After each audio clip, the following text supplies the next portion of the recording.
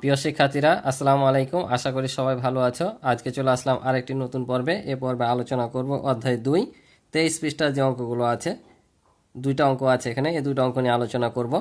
তো তোমরা শেষ পর্যন্ত ক্লাসটি দেখবে, আমি তোমাদেরকে সহজভাবে বোঝানোর চেষ্টা করবো ইনশাল্লাহ। তো এখানে যে দুইটা অঙ্ক দেওয়া আছে, এটা কিন্তু গাণিতিক বাক্যের মাধ্যমে এরা করে দিয়ে রেখেছে, কিন্তু আমি গাণিতিক বাক্যের মাধ্যমে করাবো না, আমি তোমাদেরকে ঐকিক নিয়মের স্টাইলে করিয়ে দেবো। কারণ তোমাদের যদি গাণিতিক বাক্যের মাধ্যমে করতে বলে তাহলে শুধু গাণিতিক বাক্যের মাধ্যমে করতে হবে, না হলে তোমরা যে কোনোভাবে করতে পারো। তো গাণিতিক বাক্যের চাইতে আমি মনে করি ঐকিক নিয়মে করলে তোমাদের জন্য সুবিধা হবে। কেন সুবিধা হবে? গাণিতিকভাবে অঙ্কগুলো তোমরা কোথায় বন্ধনী হবে, কোনটা আগে কাজ করতে হবে, কোনটা প্রথম ঘরে, কোনটা দ্বিতীয় ঘরে, কোনটায় কোনটাতে ভাগ করতে হবে, এগুলো একটু জটিলতা আছে। কারণ একটা যদি বন্ধনী দিতে ভুলে যাও, তোমরা সব ঠিক লিখেছো কিন্তু বন্ধনী দাওনি, তাহলে কিন্তু অঙ্কটা ভুলে যাবে। কারণ বন্ধনীর নিয়ম আছে যে প্রথম বন্ধনীর কাজ প্রথমে করতে হয়, দ্বিতীয়তে, তৃতীয়তে। তাই বন্ধনী যদি ভুলে যাও, ভুলে যাবে। তো ঐকিক নিয়মে করলে এই ভুলটা চান্স থাকে না। তো আমি তোমাদের বই নিয়মে করাবো না, আমি আমার নিয়মে সহজ করে তোমাদের করে দেওয়ার চেষ্টা করবো ইনশাল্লাহ। তো অবশ্যই শেষ পর্যন্ত ক্লাসটি দেখবে। আর আমার চ্যানেলে নতুন হয়ে থাকলে অবশ্যই চ্যানেলটি সাবস্ক্রাইব করে রাখবে। তোমরা তাহলে ভিডিওওয়ালা প্রতিনিয়ত ধারাবাহিকভাবে আমি ছাড়া মতো তোমাদের কাছে পৌঁছে যাবে। আর ভিডিও ভালো লাগলে অবশ্যই ভিডিও শেষে একটি লাইক করে দিবে। তো চলো আমরা প্রথম অঙ্কটা দেখি। বলছে আমির, হেলাল এবং জামিল 4 ভাই বোন মিলে তাদের বাসার জন্য আসবাবপত্র কিনতে একটি দোকানে গিয়েছিল। নিচের চিত্রে দেওয়া মূল্য অনুযায়ী 2টি খাট, একটি আলমারি এবং 6টি চেয়ার কিনল এবং মোট মূল্য 4 ভাই বোন সমানভাবে ভাগ করে দিল। প্রত্যেকে কত টাকা করে দিল? তাহলে বুঝতে পারছ, তারা 4 ভাই বোন, আমির, হেলাল, ফাতেমা ও জামিল, তারা আসবাবপত্রের দোকানে গিয়েছিল কিছু আসবাবপত্র কেনার জন্য। সেখানে কি কিনেছে? 2টি খাট কিনেছে, একটি আলমারি কিনেছে আর 6টি চেয়ার কিনেছে এবং যা খরচ হয়েছে 4 ভাই বোন মিলে টাকাটা সমানভাবে ভাগ করে দিয়েছে। তো আমরা বুঝতে পারছি যে 4 জনের সমানভাবে দিয়েছে, মানে অঙ্কটা কী করতে হবে? ভাগ করতে হবে। কি দিয়ে? 4 দ্বারা ভাগ করতে হবে। কিন্তু তার আগে আরও কিছু জিনিস আছে। কি জিনিস আছে? এখানে চেয়ারের সংখ্যা দেওয়া আছে যে কয়টি কিনেছে, খাটের সংখ্যা দেওয়া আছে, আলমারির সংখ্যা দেওয়া আছে যে কয়টি কিনেছে, কিন্তু মোট দাম দেওয়া নাই। বলেছে নিচের চিত্রে একটি করে জিনিসের দাম দেওয়া আছে।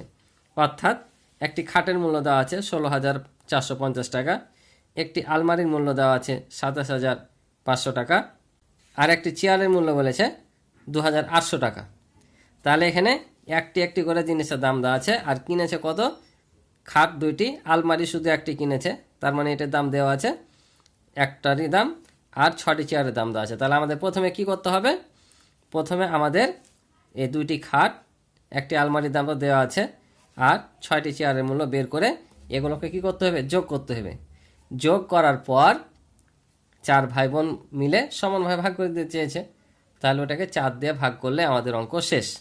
তো চলো আমি তোমাদের অঙ্কটা করে দিই, আর এখানেও তোমাদেরকে আমি হালকা শেষে বুঝিয়ে দিব, ঠিক আছে? তো আমি আমার মতো করে প্রথমে তোমাদের করে দিই। তাহলে দেখো, আমরা লিখলাম একটি খাটের মূল্য 16,450 টাকা, কারণ একটি খাটের মূল্য ওখানে দেওয়া আছে, তোমরা বই দেখো বুঝতে পারবা। অতএব কয়টি খাট কিনেছে? 2টি।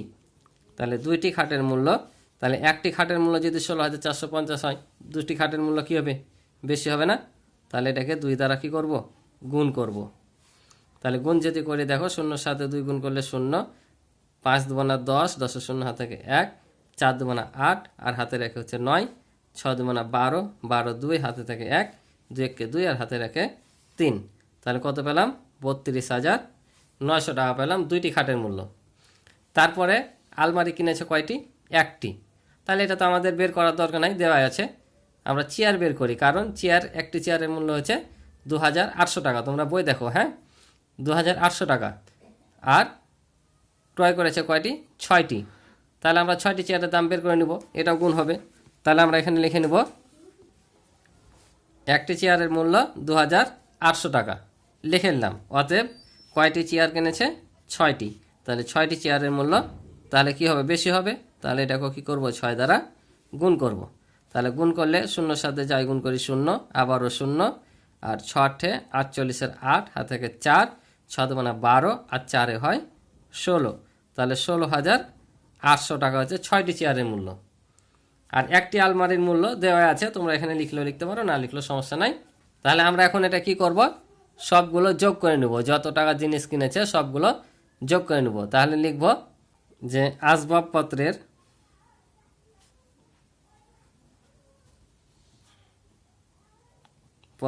মোট মূল্য। তাহলে আমরা এই তিনটা কি করে নেব, যোগ করে নেব।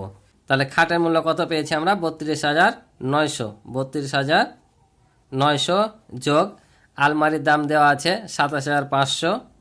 27,500 যোগ 6টি চেয়ারের মূল্য 16,800 টাকা। তাহলে এই তিনটা কি করে দেবো, যোগ করব। তাহলে যোগ যদি করি, তোমরা যদি পাশাপাশি পারো করবা, আর নাহলে নিচে নিচে উঠা করবা। আমি পাশাপাশি করে দিচ্ছি, কারণ যোগের নিয়ম হচ্ছে কি, যে এককের ঘরের সাথে এককের ঘর, দশকের ঘরের সাথে দশকের ঘর কি করতে হয়, যোগ করতে হয়। তাহলে এখানে 0 0 0 আছে, তাহলে আমরা এখানে কি বসাবো, 0, এখানে 0 0 0 0 বসে যাবে। 8 5 13, 13 আর 9 হচ্ছে 22, 22 আর 2 হাত থেকে 2, 2 আর 6 হচ্ছে 8, 8 আর 7 হচ্ছে 15, 15 আর 2 হচ্ছে 17, 17 7 হাত থেকে 1, 1 আর 2, 2 4, 4 আর 3 হচ্ছে 7। তাহলে মোট মূল্য কত টাকা হলো, 77,200 টাকা। এখন এই টাকাটাই কয়জনে দিয়েছে, তারা 4 ভাই বোন মিলে দিয়েছে। তাহলে এই টাকাকে এখন কি করতে হবে, 4 দিয়ে ভাগ করে দিতে হবে। তাহলে লিখব কি, তাহলে লিখব যে 4 জনে দিল এত টাকা, অতএব একজনে দিল। তাহলে লিখে নিলাম যে 4 জনে দিল 77,200 টাকা, অতএব একজনে দিল। তাহলে কি করতে হবে, ভাগ। কারণ 4 জনে যদি এই টাকাটা দেয়, একজনে কম দেয় না বেশি, কম দেবে, আর কম দিলে কি করতে হয়, ভাগ। তাহলে এটাকে এটা ভাগ করে দিলাম। তাহলে আমরা এখন এখানে ভাগ করে নিই। তাহলে দেখো, তোমরা পাশে নোট করে ভাগ করাটা দেখে দিবা, তাহলে টিচাররা খুশি হবে। তাহলে দেখো, 4 একে 4, এক ঘর আছে তো 1 নিব, 3 নামবে, 7 নামবে, 4 নাম 36, 1 নামবে, 2 নামবে, আর 3 4 12। তাহলে এই যে 2টা শূন্য বাকি থাকছে, 2টা শূন্য এখানে উঠে যাবে। তাহলে কত পেলাম, 19,300। 19,300। তার মানে তারা 4 ভাই বোনে মিলে প্রত্যেকে কত টাকা করে দিচ্ছে, 19,300 টাকা করে দিচ্ছে। এটাই হচ্ছে উত্তর। তাহলে লিখে নিলাম, অতএব প্রত্যেকে দিল 19,300 টাকা। তাহলে এখানে উত্তর দিয়ে দেবা, আশা করি বুঝেছো। এভাবে যদি হতো তাহলে কিভাবে হতো দেখো, এই যে এখানে দেখো গুণ গুণ করে দেওয়া আছে। তার মানে খাট কিনেছে 2টা, আলমারি 1টা, তারপর চেয়ার হয়েছে 6টা, এগুলোকে গুণ করে মূল্যটা বসাতে হতো, যেভাবে আমরা ঐকিক নিয়মে করলাম। তাহলে এখানে কত দিতাম, এখানে দিতাম 16,450। তাহলে এটা কি, খাট, তাহলে 2টা খাট কিনেছে, আবার যোগ, তারপর 27,500 কয়টা কিনেছে, এটা আলমারি, তার মানে 1টি কিনেছে 1 দিয়ে গুণ, তারপর যোগ চেয়ার কিনেছে কয়টি, 6টা, তাহলে 2,800কে গুণ করতাম 6 দিয়ে। আর এই টাকাগুলো গুণ করে যোগ করে যেটা পেতাম, কয়জনে দিত টাকাটা, 4 জনে, তাই যে 4 দিয়ে ভাগ। তাহলে এগুলো আমরা এখন যদি গুণ করি, তাহলে ওই যে ওখানে যা পেলাম তাই, যে এটা গুণ করে পেয়েছিলাম তোমার 32,900, এটার সাথে এটা গুণ করলে তো তোমার যা আছে তাই হবে 1-এর সাথে, আর এটা গুণ করলে আমরা ফল পেয়েছিলাম কত, 16,800 ভাগ 4। এখন এগুলো সবগুলো যদি যোগ করি তাহলে পাবো কত, 77,200। আর এই 4 এখানে চলে আসবে, এখন ভাগ করলে 19,300। বুঝতে পারছো, এটাই গাণিতিক বাক্যের মাধ্যমে সমাধান। তোমরা এভাবে চাইলেও করতে পারো, কিন্তু আমি মনে করি যে এভাবে করার চাইতে ওভাবে করাটাই বেটার। কারণ এভাবে কোথায় কিভাবে বসবে, এমন অঙ্ক আছে তোমরা করতে পারবে না, প্রথম বন্ধনী, দ্বিতীয় বন্ধনী, তৃতীয় বন্ধনী সবই আসবে। এটা হয়তো একটু সহজ ছিল তাই পারছো। তো যাই হোক, তোমরা যেভাবে খুশি সেভাবে করতে পারো, প্রথমে নিয়মও করতে পারো, এই নিয়মও করতে পারো, সমস্যা নাই। তবে আমি মনে করি ওটাই সহজ। তো চলো পরেরটা দেখি। তো পরের অঙ্কে বলছে দেখো, আয়শা এবং আমেনার একত্রে 12,756 টাকা আছে। আমেনার চেয়ে আয়শার 1,120 টাকা বেশি আছে। আয়শা এবং আমেনার প্রত্যেকের কত টাকা আছে। তাহলে এখানে একটা জিনিস তোমরা লক্ষ্য রাখবা, যে যখন এ ধরনের অঙ্কগুলো আসবে, ঠিক আছে, তোমরা খালি অঙ্ক করাই দেখবা না, আমি যে কথাগুলো বলি এগুলো কিন্তু তোমরা মনোযোগ দিয়ে শুনবা, আমার প্রত্যেকটা কথা কিন্তু গুরুত্বপূর্ণ, ঠিক আছে। তো এই ধরনের অঙ্কগুলো যখন দেখবা, যে দুজনের টাকা দেওয়া আছে, বা একসাথে কোনো 2টা জিনিসের দাম দেওয়া আছে, আর কারো চাইতে কারো কম অথবা বেশি বলেছে, এমন যদি অঙ্ক হয়, তাহলে সব সময় তোমরা যদি বেশি বলে এই মোট টাকা থেকে বিয়োগ করে দিবা, আর কম যদি বলে তাহলে যোগ করবা। ঠিক আছে, এখন বলবা বেশি বললে কেন বিয়োগ, কম বললে বা কেন যোগ? কম বললে কম হবে। হ্যাঁ, কম বলেছে বা বেশি বলেছে, কোনটা থেকে বলেছে? মোট টাকা থেকে তো তোমাকে কম বেশি বলেনি যে মোট টাকা থেকে তুমি বেশি বলেছে তাই যোগ করবা আর কম বলেছে তা বিয়োগ করবা। মোট টাকা থেকে বললে এটা হতো, কিন্তু মোট থেকে বলেনি। বলেছে কি আমেনার চেয়ে আয়েশার এত টাকা বেশি আছে, তার মানে আমেনার টাকা যদি বের করো তাহলে তুমি আয়েশার টাকা পেয়ে যাবা। আমেনার চেয়ে এত টাকা বেশি বলেছে, ধরো যে আমেনার টাকা 1000 টাকা, তাহলে আয়েশার কত টাকা বেশি?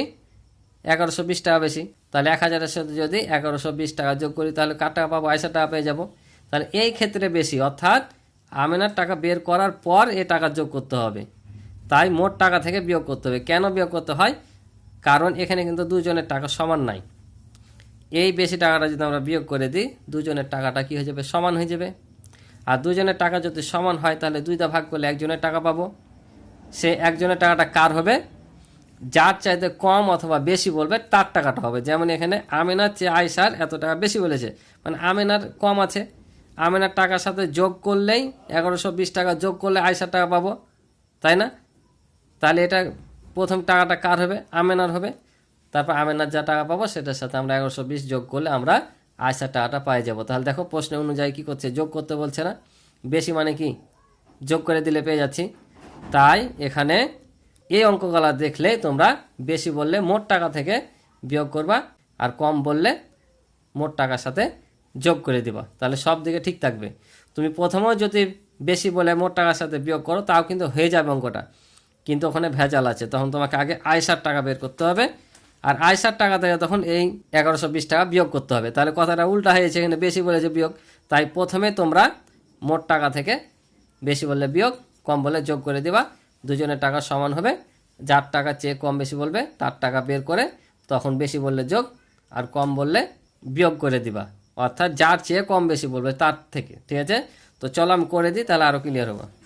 তাহলে দেখো আমরা লিখে নিলাম যে আমেনার কাছে আছে, তাহলে 12,756 বিয়োগ 1120 টাকার অর্ধেক। কেন? যে আয়েশার টাকাটা আমরা বাদ দিয়ে দিলাম, বাদ দেওয়ার পর দুজনের টাকা কি সমান হবে? তাহলে দুজনের টাকা যদি সমান হয় দুইটা ভাগ করলে কার টাকা পাবো? আমেনার টাকা পেয়ে যাব। তাহলে আমরা লিখে নিলাম এখানে যে আমেনার আছে এত বিয়োগ 1120, অর্ধেক মানে কি 2, মানে দুইটা ভাগ করব এত টাকা। তাহলে এখন যদি আমরা বিয়োগ করি কত পাবো? এটা থেকে এটা বাদ দিলে 6, এটা থেকে এটা বাদ দিলে 3, 7 থেকে 1 বাদ দিলে 6, 2 থেকে 1 বাদ দিলে 1 আর 1, অর্থাৎ 11,636 ভাগ হচ্ছে 2। এখন 2 দিয়ে এটা ভাগ করি তাহলে কত হবে? মুখে মুখে ভাগে যাবে। দেখো 5 দুগুণা 10, 11 থেকে 10 বদলে 1, 6 নামবে 16, 8 দুগুণা 16। তাহলে আবার 3 নামবে, 2 1 2, 1 নামে 16, আবার 8 দুগুণা 16, অর্থাৎ 5,818 টাকা পাবো। এটা হচ্ছে কার টাকা? আমেনার টাকা পেলাম। এখন কি করব? বলেছিল কি যে আমেনার টাকার চেয়ে আয়েশার টাকা 1120 টাকা বেশি। তাহলে এখন যে টাকার সাথে যোগ হবে, বুঝতে পারছো? হয়তো অনেকে বলছে যে বিয়োগ কেন করলাম, বেশি বলেছে তো। হ্যাঁ, মোট টাকা থেকে তোমাকে যোগ বিয়োগের কথা বলেনি বা কম বেশি বলেনি। আমেনার টাকার চেয়ে আয়েশার টাকা বেশি বলেছে, তো এখন এই যে আয়েশার টাকার সাথে আমরা বেশি বলেছে কি করব? তাহলে যোগ করব। তাহলে যোগ করে দিলে আমরা আয়েশার টাকা পেয়ে যাবো। তাহলে অতএব আয়েশার আছে, তাহলে 5,818 যোগ হচ্ছে 1120 টাকা। তাহলে এখন যদি যোগ করি তাহলে কত হবে? এটার সাথে এটা যোগ করলে 8, 2-এর সাথে 1 যোগ করলে 3, 1-এর সাথে 8 যোগ করলে 9, আর এটার সাথে যোগ করলে 5 আর 1 6। তাহলে দেখো 6,938 টাকা হচ্ছে আয়েশার। আমেনার হচ্ছে 5,818, আয়েশার 6,938। এই দুটা যদি যোগ করো মোট টাকার পরিমাণ হবে এই টাকাটা। বুঝতে পারছো? তো এই ছিল অঙ্ক। তো আজকে এই পর্যন্ত ছিল অঙ্ক। যদি ক্লাস ভালো লেগে থাকে অবশ্যই একটি লাইক করে দিবে, আর আমার চ্যানেলে নতুন হয়ে থাকলে অবশ্যই চ্যানেলটি সাবস্ক্রাইব করে আমার পাশে থাকবে। আর পূর্বের ভিডিওগুলো তোমরা দেখতে চাইলে আমার ভিডিও ডিসক্রিপশনে লিঙ্ক দেওয়া থাকবে, তোমরা সেখান থেকে দেখে নিতে পারো, অথবা আমার চ্যানেলে প্লে লিস্ট করা থাকবে, সেখানে গিয়েও সম্পূর্ণ অধ্যায়ের ভিডিও তোমরা দেখে নিতে পারো। তো আজকে এই পর্যন্ত, ভালো থাকো, সুস্থ থাকো, আল্লাহ হাফেজ।